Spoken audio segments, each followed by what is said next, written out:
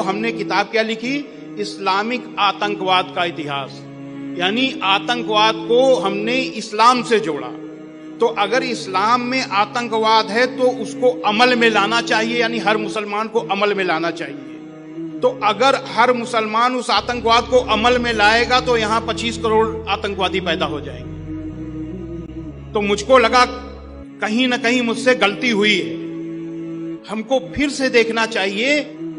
और एक कहावत है, कहावत क्या है, श्री रामचरितमानस में है, जाकी रही भावना जैसी प्रभु मूरत देखी तिन तैसी।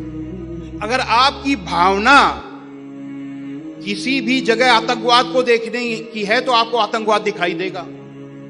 तो मुझे लगा कहीं ऐसा तो नहीं कि मैंने नेगेटिव सोच ले लिया हो इस्लाम के लिए और मुझे कुरान मजीद में नकारात्मक चीजें आतंकवाद दिखाई दिया हो। तो मैंने फिर से कुरान मजीद को पढ़ा, और सबसे बड़ी चीज ये कि उसको पढ़ने के पहले, अब ये जैसा कि अभी आपने बताया कि ईश्वर ने मुझको हिदायत दी, तो ईश्वर की ही प्रेरणा थी कि सबसे पहले मैंने इस्लाम के अंतिम पैगंबर हजरत मोहम्मद सल्लल्लाहु अलैहि वसल्लम की जीवनी पढ़ी। कुरान तो मैं 10 बार पढ़ चुका था, लेकिन अब जब मैंने पढ़ना शुरू किया तो मैंने सबसे पहले जीवनी पढ़ ली। जब जीवनी पढ़ी तो मुझे ये लगा कि जिन आयतों को हमने आतंकवाद से जोड़ा था वो आयतें आतंकवाद के विरोध के लिए आई। यानी जो युद्ध हुए वो युद्ध अन्याय और अत्याचार से लड़ने के लिए आए, न कि अन्याय और अत्याचार को करने के लिए आए। क्योंकि इस्लाम के अंतिम पैगंबर हजरत मोहम्मद सल्लल्लाहु अलैहि वसल्लम पर अत्याचार हो रहे थे। जब आप मक्का में दुनिया का सबसे बड़ा सत्य, यूनिवर्सल ट्रुथ, ला इलाहा इल्लल्लाह, परमेश्वर के सिवा कोई पूज्य नहीं है, ये बता रहे थे, तो मक्का के आपके ही कबीले के लोग, कुरैश कबीले के लोग सबसे बड़े विरोधी हो गए और आपको तरह तरह से सताने लगे।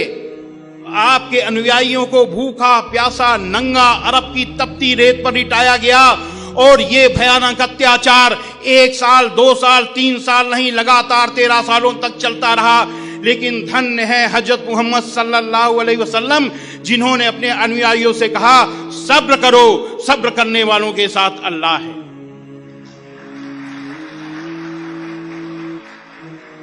जो साधु प्रवृत्ति के लोग होते हैं, जो नबी पैगंबर ईश्वर के दूत होते हैं, वो कभी भी बुराइयों से परास्त नहीं होते, बुराइयों से हारते नहीं हैं। समय को अनुकूल देखकर कुछ समय के लिए बुराई से दूर हो जाते हैं और जब समय अनुकूल होता है तो फिर उस बुराई को समाप्त करते हैं। तब जब हजरत मोहम्मद सल्लल्लाहु अलैहि वसल्लम ने देखा कि मक्का में अभी समय अनुकूल नहीं है, तो आप मक्का से मदीना चले गए। लेकिन शैतान तो शैतान, आपका पीछा वहां भी शैतानों ने नहीं छोड़ा। आपने एक संधि की, समझौता किया, और समझौता अपनी शर्त पर नहीं उनकी शर्त पर किया। जितनी उन्होंने शर्तें ला दी, सारी की सारी शर्तें मान ली, इसलिए मान ली कि शांति स्थापित हो जाए। 13 साल तक लगातार अत्याचार अन्याय सहने के बाद किसके लिए सहा? केवल इस बात के लिए कि ईश्वर के सिवा कोई पूज्य नहीं है। केवल इस वाक के लिए आपने 13 साल अत्याचार आपके अनुयायियों ने सहा। तो जब मदीना चले गए तो मदीना में भी जब शुरू हुआ वही षड्यंत्र, तो समझौता किया, उनकी शर्तों पर समझौता किया। समझौता करने के बाद भी उन्होंने समझौता तोड़ दिया और फिर लड़ाई की तैयारी, फिर वही षड्यंत्र शुरू हो गए।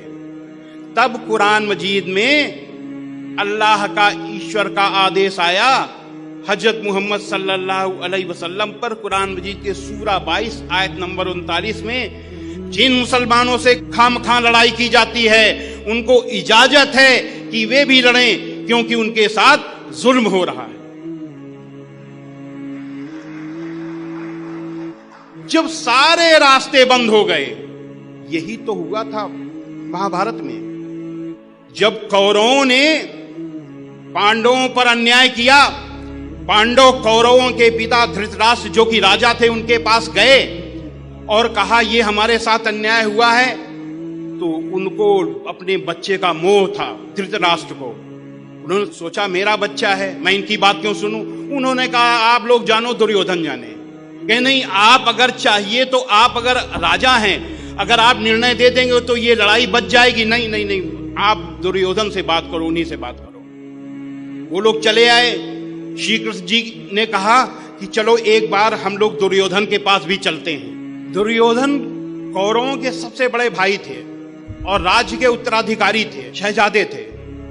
तो जब उनके पास गए, श्री कृष्ण जी ने कहा कि देखिए ये 5 पांडव हैं और इनको दाल रोटी के लिए 5 गांव दे दीजिए, और हम लोग युद्ध नहीं चाहते, आपने सारा राज ले लीजिए, केवल 5 गांव दे दीजिए। तो दुर्योधन ने कहा सुई की नोक के बराबर भी अगर आपको जमीन चाहिए तो युद्ध करना पड़ेगा, जंग लड़नी पड़ेगी।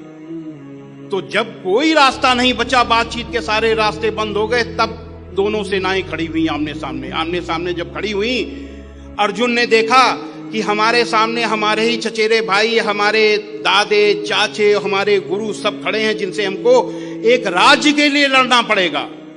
तो उन्होंने कहा कि राज्य मिले या न मिले हम भीख मांग लेंगे, लेकिन हम लड़ेंगे नहीं। उन्होंने तीर धनुष को रख दिया।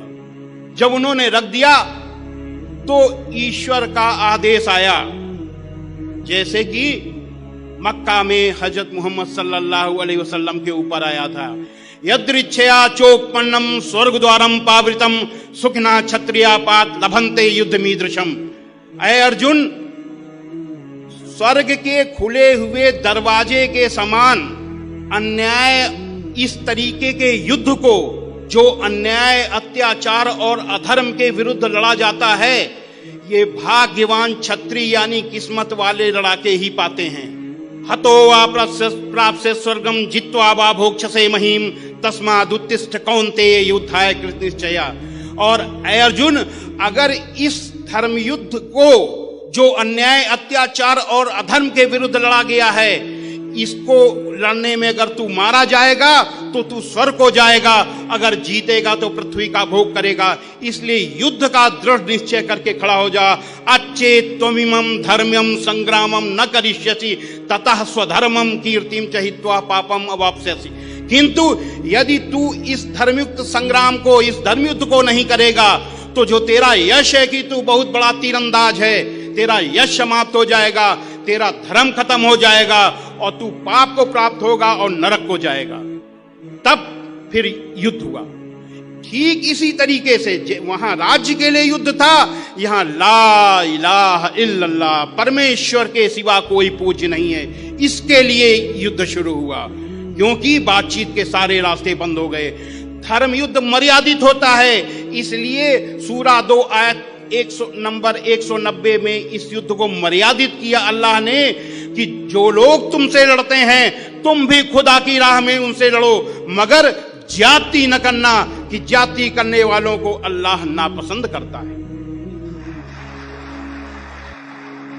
इसीलिए हजरत मोहम्मद सल्लल्लाहु अलैहि वसल्लम ने मदीने के 10 साल के प्रवास में जितनी भी लड़ाइयां लड़ी, बड़ी लड़ाई को बचाने के लिए छोटी छोटी लड़ाइयां लड़ी। ये नहीं कि और जैसे वहां लड़ाई अधर्म के लिए, अधर्म को समाप्त करने के, ऐसे ही अधर्म को समाप्त करने, अन्याय अत्याचार को समाप्त करने, बड़ी लड़ाई को रोकने के लिए, शांति की स्थापना के लिए, अशांति के रोकने के लिए, एक बड़ी हिंसा को रोकने के लिए छोटी हिंसा की गई।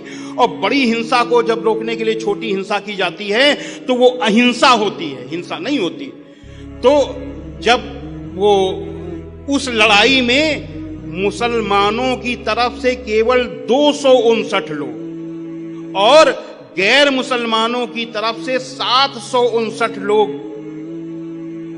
इधर से 259 लोग शहीद हुए और 759 लोग उधर मारे गए, यानी कुल मिला करके 1018 लोगों की जान गई।